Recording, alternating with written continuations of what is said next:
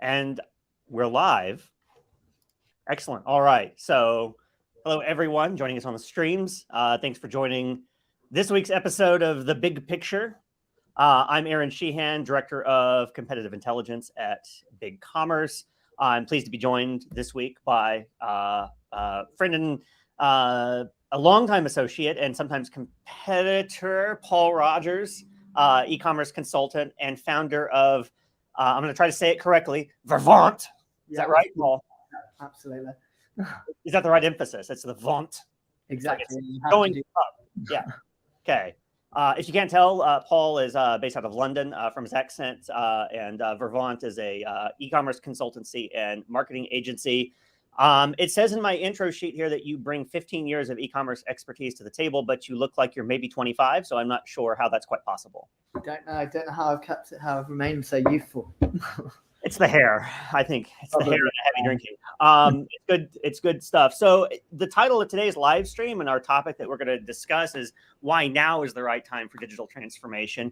Those of you who are watching may be wondering we rescheduled it. It was because yesterday was not the right time for digital transformation. That was actually today after I read the horoscope and realized that it was today. So without too much more throat clearing, let's sort of get onto it. I will say we are live, so if you have questions, drop them in the comments. We'll try to get to them in the broadcast. If we can't get to them in the broadcast, Paul and or myself will try to follow up with you offline via LinkedIn or whatever mechanism you wish to be followed up in.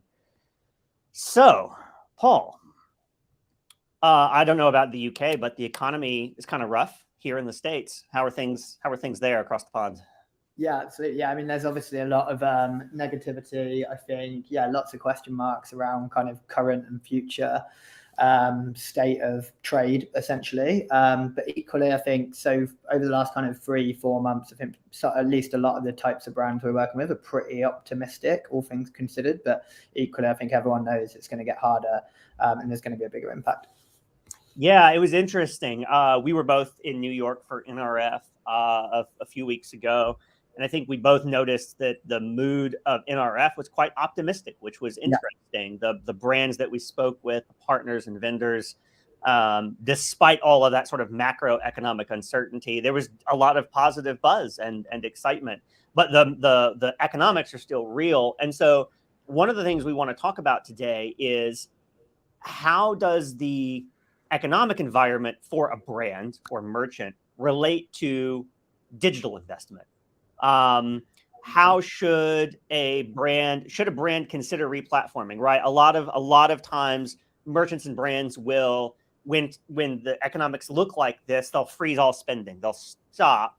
Sometimes that might be the right course of action, but other times it's actually the wrong course of action. I'd be interested in your thoughts on what would be good reasons for a merchant to choose to do a replatform given where we are right now. What kind of conversations are you having with folks who are actually looking to make a switch in a down economy? Yeah, absolutely. Yes, I think there are a lot of replatforming projects happening. There are a lot of kind of CapEx projects being signed off, and the biggest ones that we've seen lately, I mean, cost is a big one. So people looking to build a justified CapEx project, but to reduce OpEx costs. And I think now, particularly with the SaaS platforms, you compare the running costs, the operating costs, the costs of introducing new features are significantly lower than a lot of the kind of legacy providers or a lot of bespoke tech stacks, etc. So I think that's actually a really big one. And then beyond that, you've got kind of growth, scale, agility. And I think the other side of everything that's happening at the moment is, over the last couple of years, has been a massive increase in competition and, increases in consumer expectations. And I think, you need to work the traffic harder, work the demand harder. And I think as part of that, you need to have control over the experience, over the platform. You need to be able to operate quickly. And I think if anything, I've seen more people looking to build these business cases because they need to work their sites harder. And, in order to do that, you need to have a modern stack and a modern approach. And you need to be able to test and iterate and everything else. So I think they're probably the biggest ones I've seen. The only other ones I was going to add is the kind of end of life and upgrade. So the biggest trigger point I see for replatforming is probably upgrades, particularly around, the Magentos and some of the other platforms. And then the SFRA, which we've talked about before, Site Genesis, SFRA piece, that's definitely triggered a lot of people to review their options and start to look at, again, that kind of OPEX cost piece, but also how they can kind of speed up what they're trying to achieve and what they're trying to do. But yeah, I think they're the biggest ones that I've seen. No, I would agree with that. That certainly matches a lot of the conversations we're having internally at BigCommerce with merchants who are replatforming over to our platform. And obviously I was in the agency side for a long time, was in long enough to have gone through more than one of these cycles. So yeah, the switching of the investment in CapEx to save money on OpEx is, I think, a big one. And I agree. I think we'll continue to see a move away from custom solutions or sort of like legacy on-prem solutions towards lighter weight SaaS. There's a flip side to that, which is interesting though, which is the move towards composability and headless. And I've had folks on here before to talk through headless and composable. Who is it right for? Who is it not right for? What problems does it actually solve?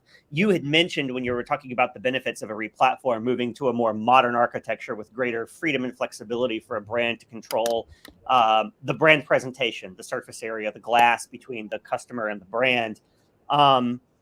Do you see that brands are having a conversation with you and your agency about, we want to replatform what's out there? Oh, there are now like 12 composable, solutions out there, including BigCommerce. Or is it, we need to start decomposing our monolithic stack today? We're going to start with that premise at the beginning, or is it an implementation decision that's backed into after the decision to replatform? What's your feel on like the order of operations? When is composability as an architectural principle being sort of brought into the conversation? I think it varies massively, to be honest. Like, I think, there's been a lot of instances where, like, as you said, people have got an existing platform, maybe they're, a year into a 3-year contract, and, they want to start de-risking or potentially, kind of modernizing, getting certain benefits out of a kind of a headless stack. But equally, they have to stay with the current platform for now, or, and that's just one variable. Another one might be resource, capacity, etc. So I think I've definitely seen that trend where, someone's got a platform that they're not particularly happy with, but, they've gone down the route of headless in order to kind of address some of the issues, and then they can kind of switch out the back end or, any other kind of systems that are part of the stack later on. I definitely do think I've seen that. Equally, I've seen a lot of projects where essentially people are just going into a process and they think the right thing to do is kind of composable, rightfully or wrongfully. I've definitely seen a lot of that. The only other thing I would say is our average client is a fashion brand. I think their team is heavily weighted towards, people trading the website, acquiring new customers, building a brand experience, etc. And I would say a lot of those brands are probably not suited to headless when they don't necessarily have the technical team, and they want to have as much control as possible over that kind of front end piece, in terms of management of content and everything else. And obviously cost is another one. So it's a bit of a mix, but yeah, like I said, equally, I would say I do speak to a lot of people that are like, right, we want to invest in composable. We want to start again. What should our tech stack look like? And a big part of that is backing one of the vendors in that space, BigCommerce obviously being one, and a number of others coming up pretty regularly as well. Does that answer your question? Well, it does. It answers the question in the same way that I answer that question, which is to say it depends whenever somebody asks me something. You've been in the space for a long time. You don't like giving unqualified answers to people.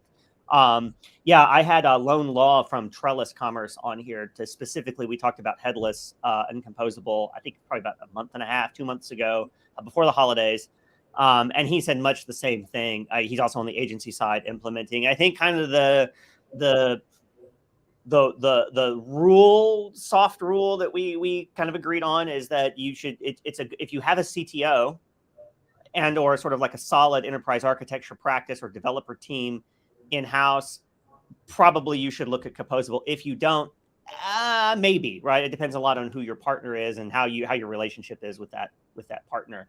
I do want to talk a little bit about the actual art of replatforming itself. You and I have both, I would say, been on the consultancy side of many replatforms. Some have gone well.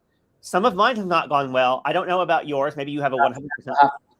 No, yeah, absolutely. Yeah, I mean, I've definitely learned from paying through replatforming for sure. So yeah, absolutely.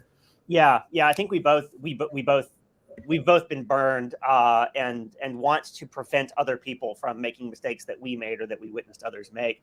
I'd be curious to know if you could distill down from your vast knowledge and experience, what can a merchant or a brand do right in approaching a replatform? So sort of tactically, right? Like, how do we do an RFP process? How do we go about vendor selection? How do we think about what our goals? How do we think about goals? How do we think about systems?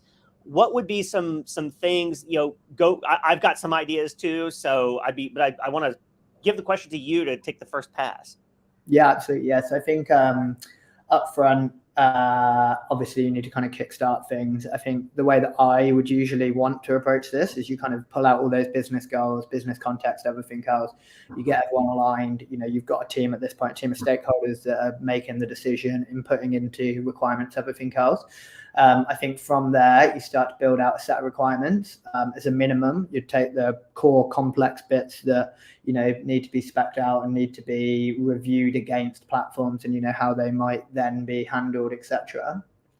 I think once you've got, I think it's really important to be like super diligent here, because I think this is often tricky because you don't necessarily have those right stakeholders in house. And I do think you potentially at times kind of need to pull in experts, be that consultants, be that working with agencies, but you need to get as good a view as possible of life on all of the platforms that you're going to be working with. And, any platform is going to have compromise, but it needs to be in the right places, be that functionally, cost, whatever else.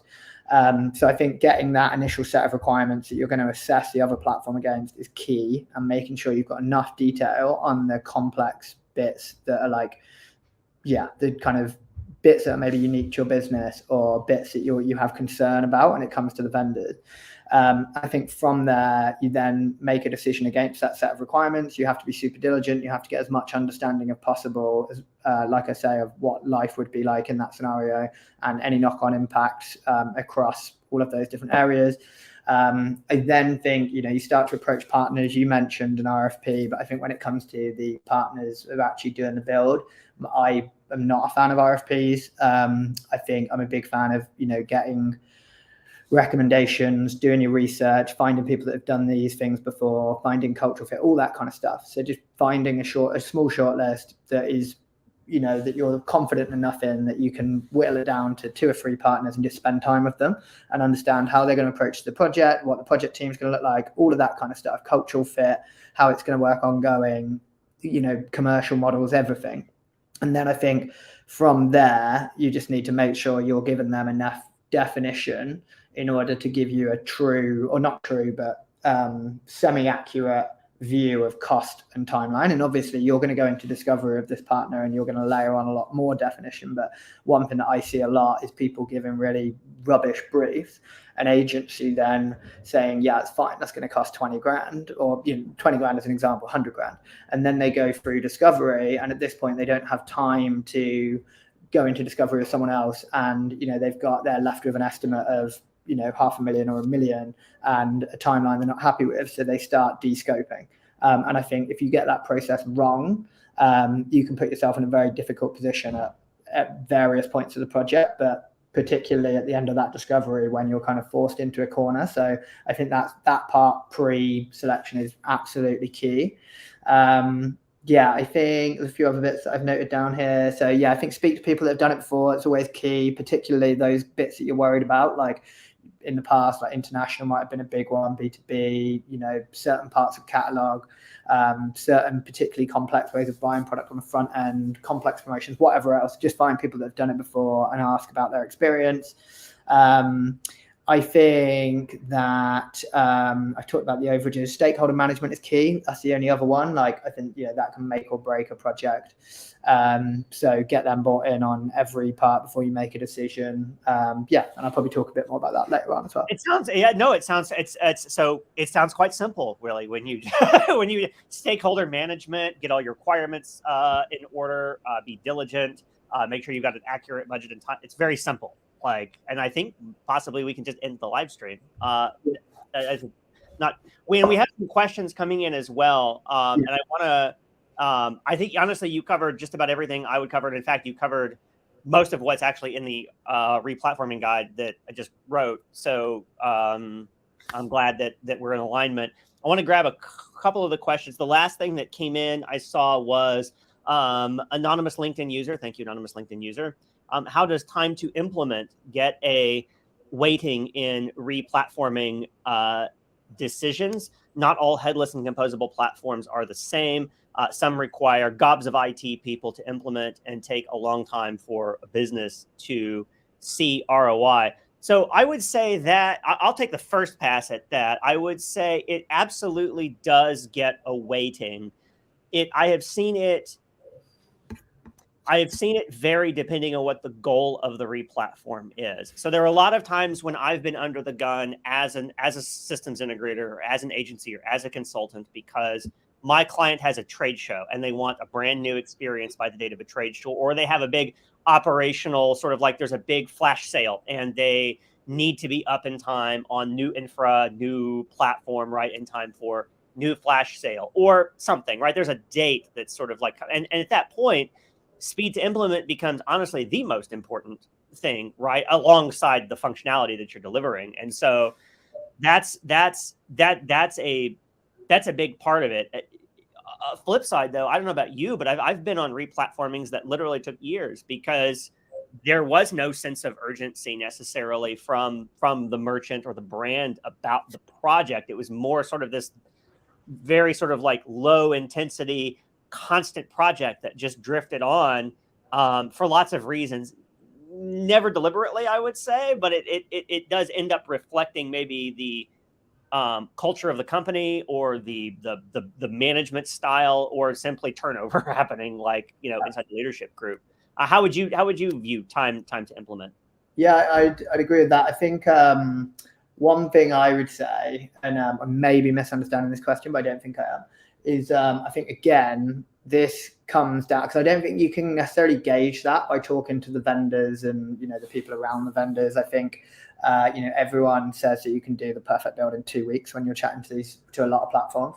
And I think you need to chat to people that have done this, as many people as possible to get that. I think there's certain solutions that I can think of where they are often oversold, and I think there's more risk going into these composable builds as well because they're more complex and there's more development hours needed. And I think it's really important, one, to talk to people that have done it before and pull that stuff out around like true kind of accuracy of kind of, or expectations versus reality of the process and the amount of time it's taken to actually achieve a realistic set of requirements.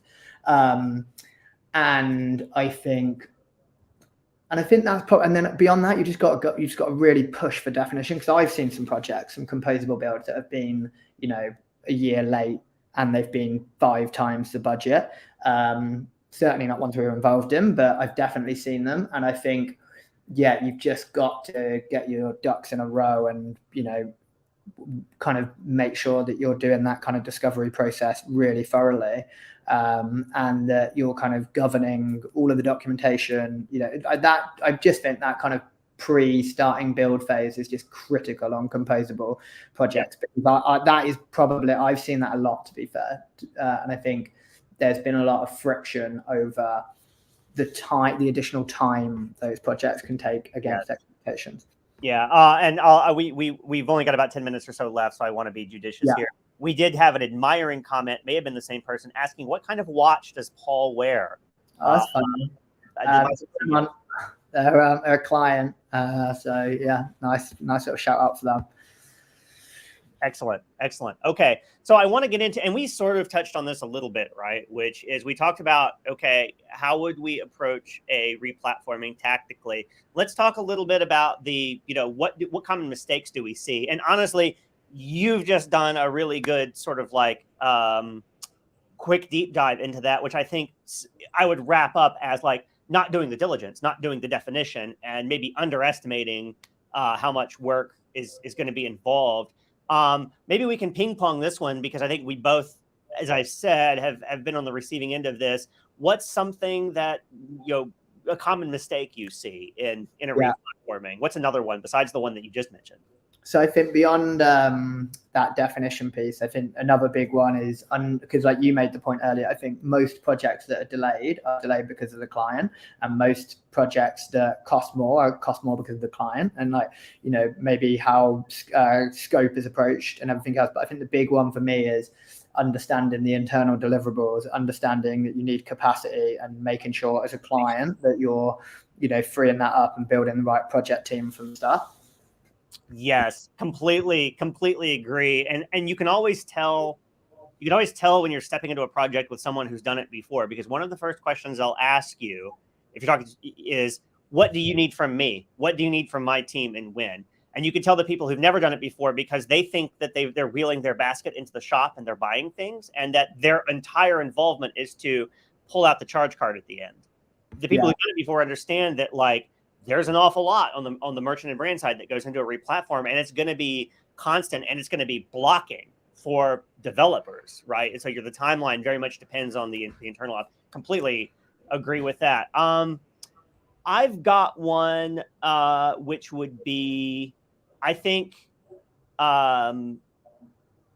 expecting one partner to be really excellent at everything. And that's, you and I have had conversations about this, I think, and you've helped to actually change my mind a little bit on this topic, because I used to be more of the opinion that as a practitioner, that it was very much more complicated for me to have to work with, say, if I'm the development agency, to be hand in hand with a design agency that's completely external.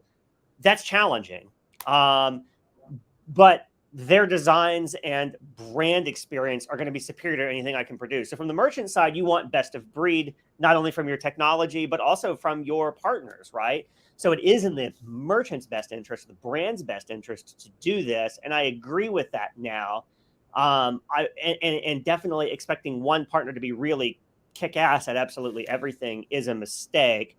I would say it probably comes with extra work, though, to actually get the benefit of doing it and not have it be just a complete project management nightmare where you've got 2 different Gantt charts, 2 different project plans, 2 sets of stakeholders going along with it. There's a lot more, I think, but in the interest of time, I want to keep us moving forward and maybe not dwell on what can go wrong for too hard.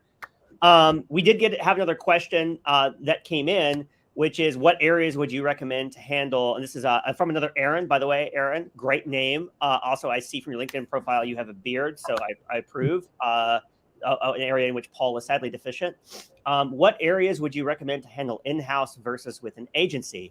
Analytics, user testing, design, etc. Paul, I know you have thoughts. I have some strong views on this. I think obviously the biggest variable is the type of people you have internally and the teams you have internally. But there's certain things that I think a lot of people give to an agency that I don't agree with. One is catalog. So I think, a lot of people would take one platform. They would migrate order data, customer data. Essentially, they'd run some scripts and they would just like for like push all of those orders and customers into the new platform. I think catalog's completely different. And I think when you replatform, you have to go and understand how the catalog should be structured for the new tech stack, and also take any opportunity you can to enrich the data, because I think it's something that so often gets missed, and I think it can add so much value. So I think that's one. Catalog migration in an ideal world would be done internally, or at least architected internally and governed internally. I think UAT, so obviously you want a development agency to do different layers of testing, but I think UAT should be done internally in an ideal world. I think it's a good way to get different people in the business involved. No one's going to understand the business and the product information, whatever else, better than and also the tech stack better than your team. So I think that's one to do internally. And then I think beyond that, it just depends on the skills. Like, SEO, I really like particularly redirects to be handled internally if possible, because it's going to be done properly and it's not going to be rushed. But equally, that can vary dependent on capacity and people. And I think, like I say, beyond that, I think most of it will be dependent on the skills you have available to you internally. Yeah, completely agree with all of that. I will say, as somebody that's had to go in and do sort of like 301 redirect strategy for merchants as part of a migration before, because some folks have never logged into their Google Analytics, like they have, or they've never looked at the sitemap. Like, they don't understand necessarily. They know when they're doing well and when they're not doing well, but then they do need a third party to come in management. But that goes to your point, which is what are your internal skill sets? Absolutely. So I know we're getting close on time. These were originally supposed to be 15 minutes, but all of mine have been 30 for some reason. Real quick, any partners, offerings, agencies that you think are extra helpful to merchants? And I bet you could think of at least one digital consultancy in London that might be really helpful to agents. Yeah, absolutely. I mean, obviously, we're great. I like us a lot. But I mean, beyond us, I run a podcast with someone called James Gerd, who's really good as well. It's kind of like a consultant going into replatforming projects. You touched on it earlier, but I'm a big fan of kind of decoupling resources going into a replatforming project. So you talked about design, integrations is another one. And I think bringing in a specialist to handle that can de-risk the project and also focus different members of the team. So I think that's a big one. Talked about design, I've got that. And then there's loads of SaaS vendors that we work with a lot that I really enjoy working with, like Ametria, Klaviyo, Yotpo, etc. But again, I guess that kind of varies. But I think bringing in specialists to take over parts of the project is a good way of de-risking and also assuring best in class, assuming that you've got the time and money to do that. Perfect. I'll open the last question to you then. What do you want to ask? Yeah, absolutely. So I've written here, essentially, it's a very similar question to the ones that you've asked me, but, I was reading your guide on Replatform, which is very detailed. Like, what else do you think brands should be doing at the early stages of replatforming to kind of de-risk and get the best out of their budget and time? It's funny because you sort of touched on it earlier a bit, but I was thinking about the data migration planning process. That is something that, and that's a bit goes to your catalog discussion earlier about what should the brand sort of own in-house. But I've seen, honestly, if I could name sort of one sort of like, oops, we should have thought about that earlier thing that has derailed more implementations, it's probably data migration. And by that, I mean getting catalog data out of the old system and into a format the new system can use. And very often, and maybe this may be my B2B experience mostly coming out, there are large gaps in the content. There are designs for the new platform that are rich and beautiful, multimedia, and then you get the product data and it's like out of an ERP or something or out of an old system, and it's quite like sparse. Or maybe we're redoing how we categorize because, in anticipation of a new brand launch or a new corporate structure because we bought somebody and we're merging catalogs together. A lot of times that's viewed as a technical dependency to enable the launch of the new site. And really, that's something that should be dictating the design and dictating the overall experience of how you're going to do the replatforming, because a site without any information isn't particularly useful to anybody. So that's one that I would pick, data migration, but not just the technical end of the migration, but the actual thinking through the implications of a new data structure for the new system. As a plug, BigCommerce does have a data migration service that handles the technical side of it. So getting from a Magento to a BigCommerce or a Salesforce Commerce Cloud to a BigCommerce, we do have teams who can do that work. Or if you're working with one of our trusted partners, absolutely, they can do that work, and they can also help you on the strategy side because they're going to be doing the design and they're going to be doing some of the implementation. That's it for us, I think. I want to wrap up now. I know we have some other questions. We'll try to follow up with folks offline. If you want to learn more about how to modernize your commerce stack with BigCommerce and composably or not, check out our guide. Time to Modernize is now. The link will be below in the comments. Reach out to me or Paul on LinkedIn if you have any questions. I know we both love to hear from you. We're both fairly active on Twitter and LinkedIn. Of course, Paul has his lovely podcast as well, so you can hit him and James Gerd up. It's called the Replatform Podcast, available wherever fine podcasts are found. Paul, thank you for joining us. Great. Thanks for having me. Yes. Keep an eye out. We'll have another live stream in a couple of weeks, and see you all next time. Cheers.